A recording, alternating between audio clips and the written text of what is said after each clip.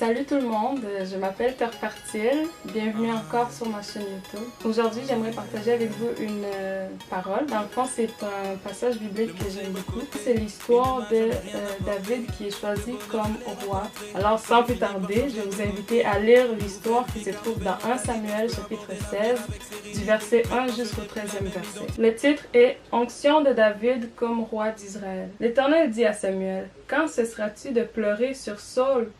Je l'ai rejeté afin qu'il ne règne plus sur Israël. Remplis ta corne d'huile et pars. Je t'envoie chez Isaïe, le Bethléemite, car j'ai vu parmi ses fils celui que je désire pour roi. » Samuel dit, « Comment pourrais-je y aller?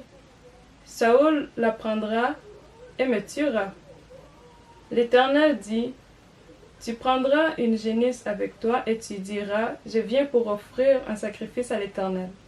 Tu inviteras Isaïe au sacrifice, je te préciserai ce que tu dois faire et tu désigneras par onction pour moi celui que je t'indiquerai. » Samuel fit ce que l'Éternel avait dit et se rendit à Bethléem.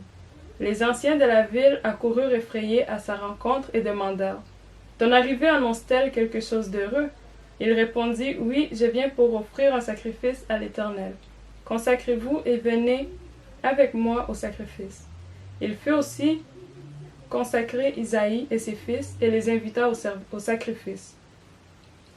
Lorsqu'ils entrèrent, il se dit en voyant Eliab, « Certainement celui que l'Éternel désigne par onction est ici, devant lui. » Mais l'Éternel dit à Samuel, « Ne prête pas attention à son apparence et à sa grande taille, car je l'ai rejeté. En effet, l'Éternel n'a pas le même regard que l'homme. L'homme regarde à ce qui frappe les yeux, mais l'Éternel regarde au cœur. » Isaïe appela Abinadab et le fit passer devant Samuel.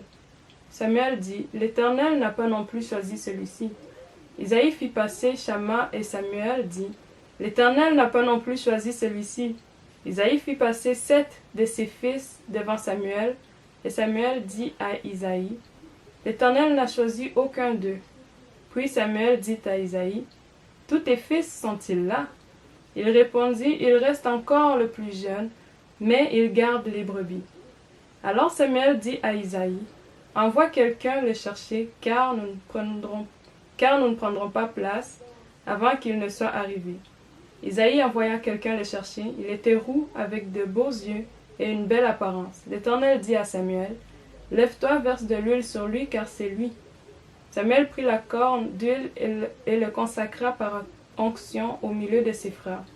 L'Esprit de l'Éternel vint sur David à partir de ce jour, et par la suite Samuel s'éleva et partit à Rama.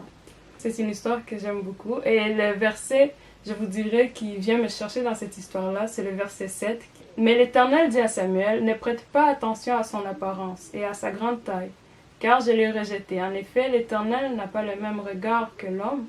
L'homme regarde à ce qui frappe les yeux, mais l'Éternel regarde au cœur. » David a été un choix que Dieu lui-même a fait, et ce n'était pas un choix qui était choisi au hasard. Les frères de David étaient plus grands que lui, plus âgés, plus costauds. Les gens pourraient dire qu'ils ont plus de maturité, qu'ils ont plus de sagesse. Les frères de David ont été entraînés pour devenir des guerriers, pour être dans l'armée. Donc ils ont été entraînés pour avoir cette vie-là, cette vie de combattant. Donc, quand on les regardait d'une apparence, on les trouvait grands, forts, puis on pouvait se dire, en tout cas, ça c'est un homme. David était un berger, et Dieu a permis que David passe dans ce chemin-là pour lui former. Donc, les frères de David ont été entraînés par des êtres humains, par les gens qui passaient là. Mais David, c'est Dieu lui-même qui l'a entraîné. Comment est-ce que Dieu l'a entraîné? David était un berger. Un berger, c'est pas n'importe qui pourrait assumer cette responsabilité-là d'être un berger. Un berger, nous savons que c'est celui qui s'arrange pour que les brebis aient à manger.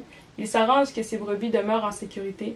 S'il y a des loups, s'il y a des bêtes sauvages qui viennent pour manger ses brebis, un berger doit être capable de les combattre. David était seul avec tous ces bergers-là et il arrivait à les protéger, il arrivait à combattre pour eux. Dieu était déjà en train de l'enseigner comment diriger un peuple, comment guider un peuple. Nous savons que même Jésus-Christ se compare comme notre berger. Et là, à ce moment-là, David qui était berger, c'était peut-être à ce moment un poste ou un travail que les gens méprisaient, que les gens ne voyaient pas comme glorieux. Ses frères étaient connus, étaient populaires, grands, forts. Lui, il était en arrière avec les brebis. Donc le fait que David ait été un berger, ait été méprisé et ait été le dernier, tout ça a été avantageux pour lui afin que Dieu le choisisse comme roi. Dieu connaissait David depuis même avant sa naissance et Dieu connaissait également ses frères depuis avant même sa naissance. Et Dieu a vu quel cœur était disposé à avoir ce poste de roi. Ce que j'aime de Dieu, c'est que Dieu ne s'est pas fié à l'apparence de David ni de ses frères. Dieu ne s'est pas fié sur l'avantage que ses frères avaient d'avoir un grand corps fort.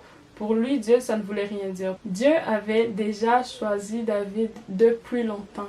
D'où pourquoi il devait passer dans cet enseignement, il devait passer dans cette humilité pour pouvoir atteindre donc le sommet que Dieu voulait de lui. Puisque nous savons que dans la parole de Dieu, il est écrit comme quoi que les premiers seront les derniers et les derniers seront les premiers.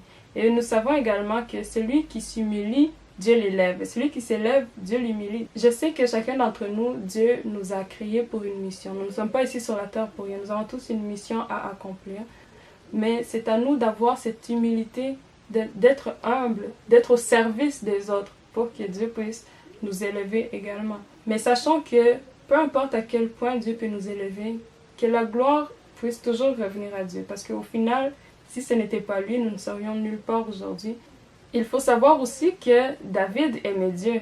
Il aimait vraiment Dieu et ce n'est pas qu'il était parfait pour que Dieu aille le choisir lui. La différence est que David a toujours été capable de reconnaître ses erreurs et il allait toujours auprès de Dieu pour que Dieu puisse lui donner son pardon. Et nous aussi, dans nos vies personnelles ou même dans l'œuvre de Dieu, allons avec les choix que Dieu fait pour nous dans nos vies, avec les choix que Dieu fait pour notre avenir, puisque ça va être les meilleurs choix qui n'ont jamais existé. Au début, ça peut paraître compliqué. David a dû être un berger, vraiment être le serviteur de sa famille pour pouvoir atteindre ce niveau.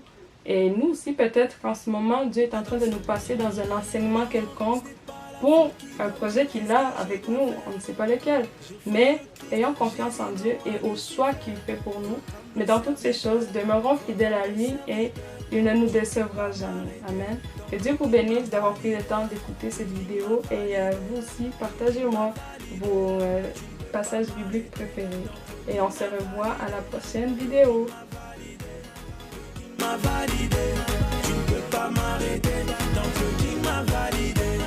Tu danses ou tu danses pas, tu danses ou tu danses pas. Qui peut t'arrêter, car le king t'a validé.